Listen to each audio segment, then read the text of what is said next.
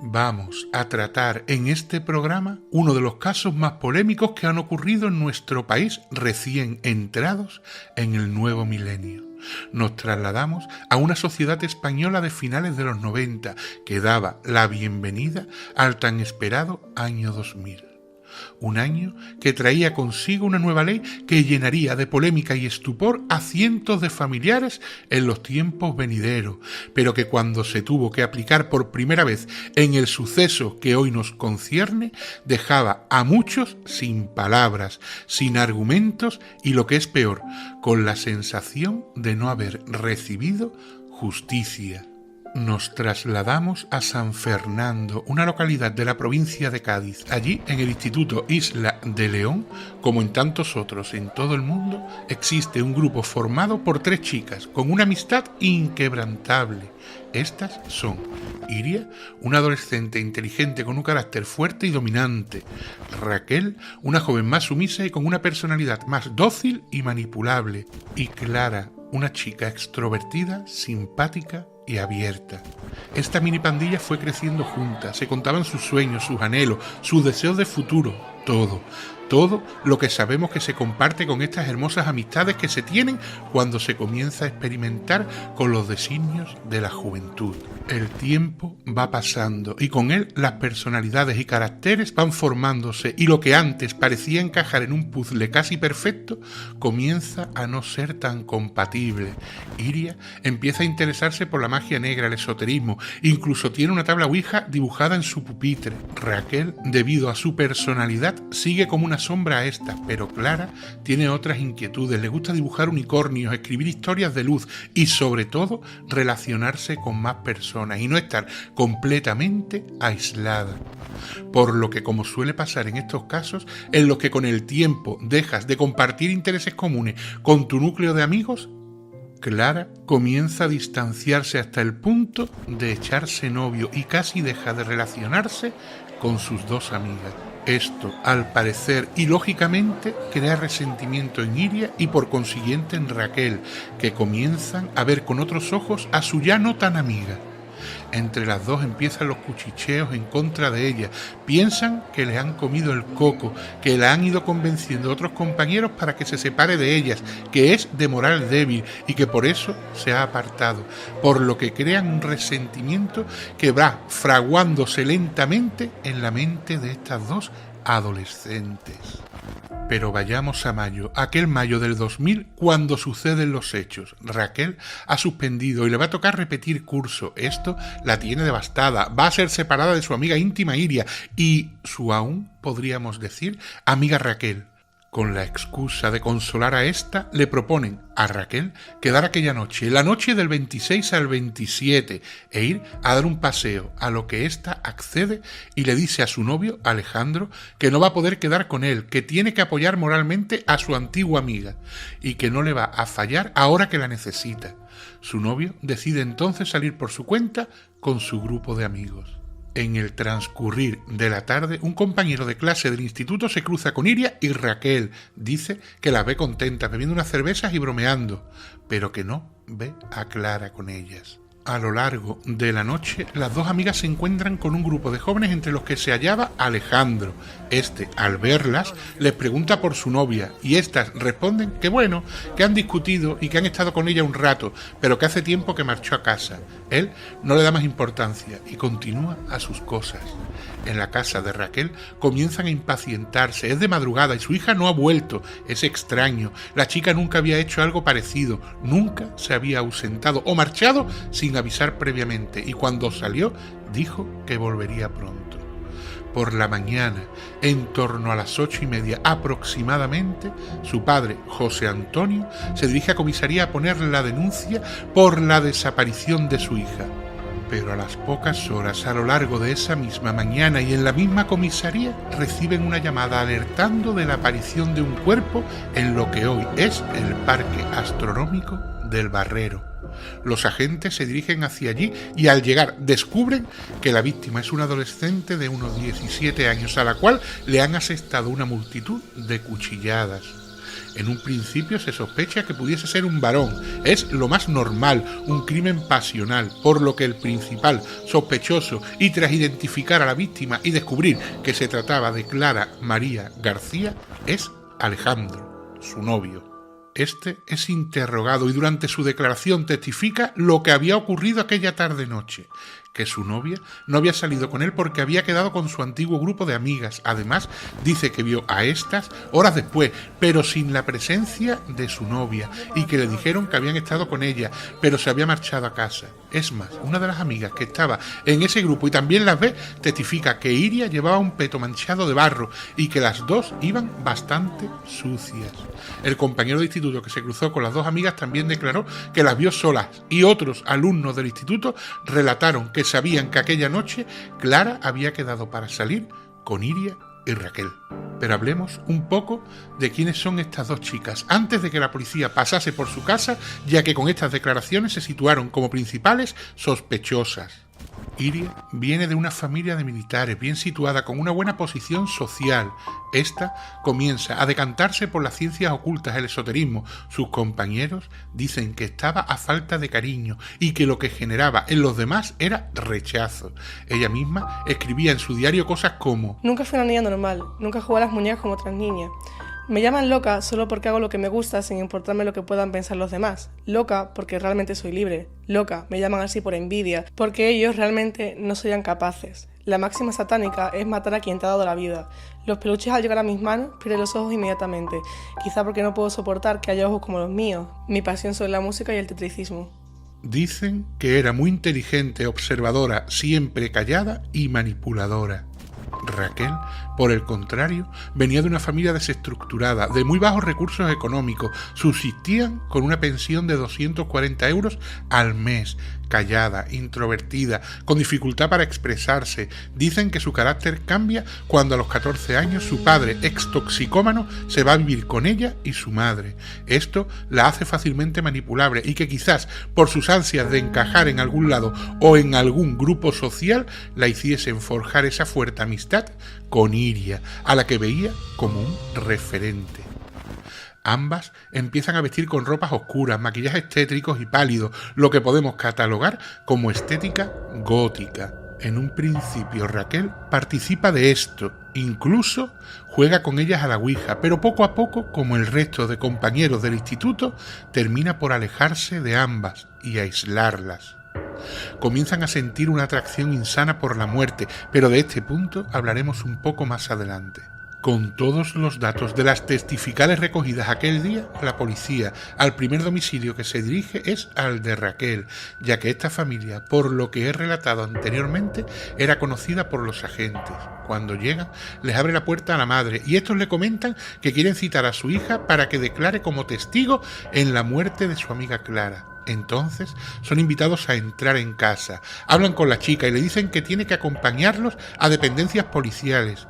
Esta les comenta que se tiene que cambiar, a lo que los agentes acceden y observan cómo manipula una maceta que hay en el baño, pero tras salir les acompaña sin oponer ninguna resistencia. Más tarde se dirigen a la casa de Iria y es la propia chica la que abre. Al abrir, los agentes se percatan que la joven tiene un corte tremendo en uno de sus brazos. Estos le preguntan que qué le ha pasado y ella dice que se ha cortado con un vaso. A la madre del adolescente le dicen que su hija tiene que acompañarlos para prestar declaración en dependencias policiales. Llegan a comisaría y en ese momento se produce un hecho un tanto escalofriante y que no tendría que haber ocurrido. Ambas se cruzan con los padres de Raquel.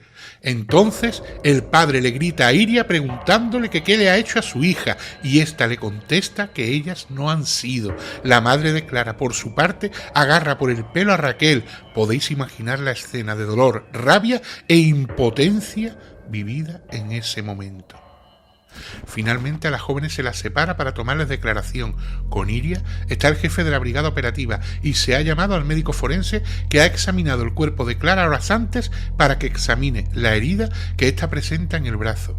Dicho forense le dice que se quite el vendaje que tiene en el brazo derecho. Esta le comenta que tiene una herida que se hizo con un vaso de ginebra. Al retirar los apósitos, el médico descubre que esto es falso y que la herida tiene el mismo patrón de las observadas en el cuerpo de la víctima. Y así se lo dice, haciendo esto que la cara de la adolescente cambie por completo.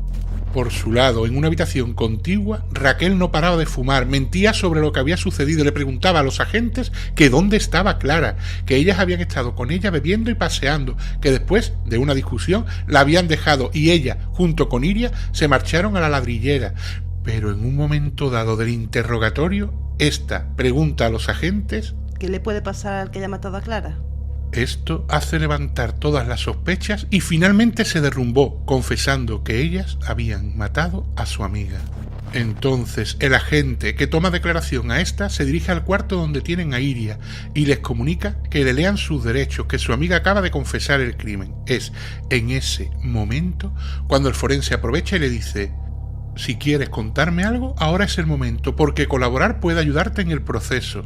Y la joven decide contarlo todo. Comenta que las tres amigas deciden ir al Barrero a tomar unas cervezas en torno a las 9:30 de la noche.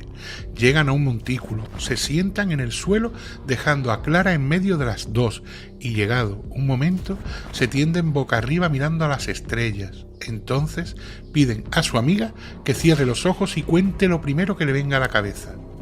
Tras esto, las jóvenes se incorporan y es en ese momento cuando esta, Iria, decide agarrarla por detrás mientras Raquel saca una navaja y comienza a asestar puñaladas de una manera brutal, sin control, desatada, con ansias de matar. Clara no deja de gritar con angustia que la dejen marchar, que no la maten, pero estas dos fieras no cesan en su cometido. Tal es su ímpetu que en una de las arremetidas apuñala el brazo de su compañera y ésta suelta a la víctima, la cual cae al suelo ya fallecida. Marchan y la dejan allí tirada. Relatan los agentes cómo Iria narra lo sucedido y cuenta con ímpetu, como con una atracción enfermiza, cómo nota el sonido de las cuchilladas, cómo siente el salir de la sangre, cómo la percibe resbalando por su piel. Cuando termina su exposición, les dice que está cansada y que si se puede echar un poco en el silloncito que hay en la sala de interrogatorios. Estos acceden y ella se tumba y asombrosamente se queda dormida. Con este relato de lo sucedido tan cruel y sin sentido, los investigadores tenían que hacer precisamente eso, intentar dar sentido a un crimen tan brutal. ¿Por qué ha sucedido? ¿Qué las había llevado a ello? En uno de los registros de las casas de las menores se confiscan diarios y ordenadores personales. En el de Iria descubren que bajo el entorno MS2 oculto para Windows, esta tiene cuentos de índole macabra, gores. Concretamente, uno de ellos relataba a la perfección el crimen que acababan de cometer. Hablaba de 4 amigas muy unidas y que en un momento dado una de ellas se separa y deciden matarla. Descubren que ha seguido de cerca e incluso le han enviado cartas al autor de uno de los crímenes más famosos de la época, José Rabadán, más conocido como el asesino de la katana, que había matado a sus padres y su hermana. En estas cartas le preguntaban que qué había sentido, le decían que lo admiraban, que había tenido mucha valentía al tomar esa decisión y que ellas deseaban saber qué se experimentaba al quitar la vida a alguien, sentir en sus propias carnes qué les produciría el ver morir a una persona por sus propias manos. Parecía incomprensible que lo que realmente moviese a estas dos chicas fuese solo el deseo de experimentar qué se siente siendo una asesina. Clara no fue la primera víctima en la que ambas pensaron. Durante el interrogatorio confesaron que días antes habían estado en el centro comercial Bahía Sur, en los baños, esperando para atacar a alguien desconocido y asesinarla, pero que el vigilante de seguridad las echó. Tras esto, los agentes se acercaron a dicho centro y encontraron a una chica que trabajaba en el mismo y contó que, unos días atrás, entró en el baño y vio a 2 jóvenes sentadas en el pollete de los lavabos, en una actitud cuanto menos extraña, que cuando quiso salir, ambas le intentaron cortar el paso, pero que finalmente pudo huir y llamar a seguridad, que terminó echándola. Además, en los registros encontraron una revista Pronto con un artículo sobre la nueva ley del menor, el cual tenía señalado en rojo la parte en la que ponía que la pena máxima por asesinato era de solo 5 años. El relato que os comenté anteriormente, en el que la joven describía casi calcado el crimen que iban a cometer, terminaba diciendo: la policía está en casa, pero no te preocupes, no va a pasar nada, somos menores y además tenemos una enfermedad mental llamada psicopatía. El arma homicida aparece en el macetero que, como ya hemos comentado, manipuló Raquel cuando se cambió al ser llevada por la policía. Esto dejaba más que claro que el crimen fue premeditado, y no solo eso, sino deseado. Había un cuaderno con una coartada escrita al milímetro, con tramos horarios tales como: 9. Salimos de casa. 9:10. Saludamos a Ángela y Manolo. Vamos al parque. Nos encontramos en la puerta. Llegamos a Sacramento. Comenzamos a beber. Hablamos de lo de Manu. Tú peleas con Clara. Nos vamos y cogemos por otro lado. A las 11 salimos de Sacramento. A las 11:20 nos cambiamos para el cumpleaños. Etcétera, etcétera. En una cajita aparecen 3 cartas del tarot. Estas simbolizan la torre, la luz y la muerte. Los investigadores la asocian a la torre, el observatorio de Marina que se encuentra en el parque donde acaban con la vida de Raquel. Es más, en dicho observatorio, el vigilante que estaba aquella noche de guardia dice oír gritos y a alguien pidiendo ayuda, diciendo: ¿para qué me habéis traído aquí? ¿Para matarme? Comenta que lo puso en conocimiento de su superior, pero que él mismo no le dio importancia porque la zona era conflictiva y día sí y día también había reyertas y discusiones. La otra carta, la de la luz, se atribuye a Clara y la muerte quedaba patente porque estaba entre ellas. Con todo esto no había ninguna duda que las 2 adolescentes eran las culpables y además todo, absolutamente todo estaba planeado, estudiado y elaborado, lógicamente, por la mente de 2 niñas con muy poco sentido común. Se monta una acusación contra ellas y ahora es cuando comienza la verdadera polémica, ya que se enfrentan a las condenas con la nueva entrada en vigor de la ley del menor, la cual subía la edad penal de los 16 a los 18. Ambas son condenadas a 8 años de internamiento en un centro para menores, pero cuando llevaban la mitad de la condena, Iria solicita el régimen de semilibertad. La Fiscalía expresó su oposición a que la joven obtuviese dicho régimen, basándose en el informe desfavorable emitido por el centro de menores en el que estaba recluida. El criterio del centro expresaba que el informe es que bajo ningún concepto debe modificarse el régimen cerrado, entre otras cuestiones, porque allí consideran que no se ha producido en la joven un proceso de maduración suficiente y también porque estiman que Iria pretende obtener con el régimen semiabierto un beneficio personal y no una situación beneficiosa para su reinserción. Esto es, que estaría instrumentalizando su comportamiento. Esa opinión no coincide con la del equipo técnico del Juzgado de Menores de Cádiz. Su informe fue favorable a la concesión a Iria del régimen semiabierto. Los psicólogos del equipo estimaron que sí era conveniente que Iria accediese a una nueva situación de internamiento que le permitiese ir a trabajar en su caso o asistir a clases. La Fiscalía de Menores se apoyó en el informe desfavorable al expresar su opinión contraria porque consideraba que los especialistas del centro de menores en el que se encontraba Iria vivían el día a día de esta y su criterio es, por tanto, más certero a la hora de determinar en qué estado se hallaba la joven y si era conveniente o no que obtuviese régimen semiabierto. Pese a la oposición de la Fiscalía, el Juzgado de Menores optó por conceder ese régimen a Iria. El caso de Raquel tomó un camino diferente, ya que contaba con el respaldo del centro de menores en el que estaba internada y también con el equipo técnico del Juzgado de Menores. En el informe del centro indicaban que Raquel afrontaba un positivo proceso de adaptación al centro y a las relaciones con otras personas y que psicológicamente también tenía una evolución favorable, según explicó la Fiscalía de Menores. La joven también contaba con un informe favorable realizado por un psicólogo externo al centro que la estaba tratando. Sea como fuere, ambas solo cumplieron 6 años de sus respectivas condenas.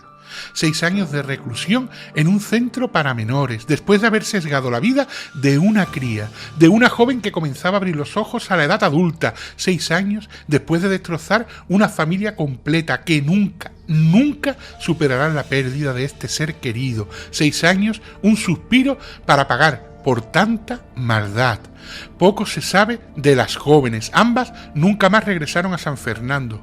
es conocido que Iria estudió psicología y es más, ejerció como profesora en un colegio infantil de Oxford, y Raquel se dijo que trabajaba como peluquera.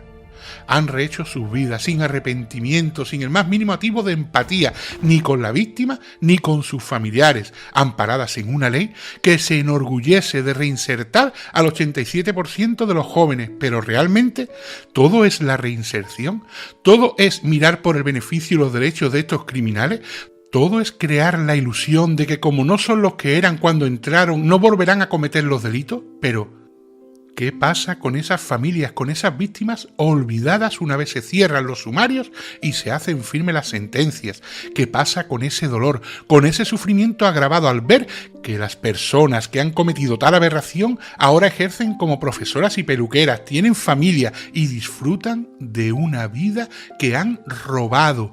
Porque sí, esos criminales que pululan por las calles con sus condenas cumplidas están disfrutando de eso, de la vida de otros. Soy Triunarts. Buenas noches.